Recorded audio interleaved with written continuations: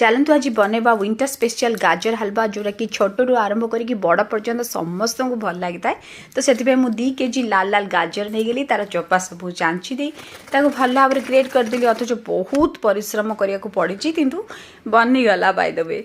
तापर कढ़ई किछि घी दे भल भाव में भाजी नवा तल ऊपर करके भल भाव में एमती देखूँ पूरा भाजी ने पूरा तार कलर टी चेंज होपर आपड़ कौन करेंगे गोटे गोटे पाउच क्षीर मतलब 250 ml क्षीर पकई भल भाव में फुटेदेवे। देखो क्षीरटा पूरा मरीगला जाई आपड़ चीनी देवे तापर चीनी बहुत पानी बाहर से पानी बाहर भितर से आम कौन करवा ना कि खोआ मो जमती ये मोर 200 ग्राम खोआ था किसी घी पकई भल भाव में भाजी नेली।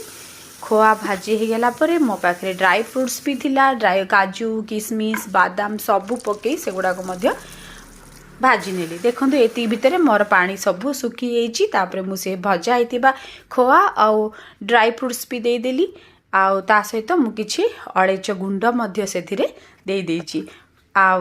यह सबू पर आपन कौन करेंगे ना घी देवाक जमा भूलें यार टेक्सचर बहुत सुंदर देखा। छोट रेसिपी भल लगे लाइक शेयर करेंगे। Thank you.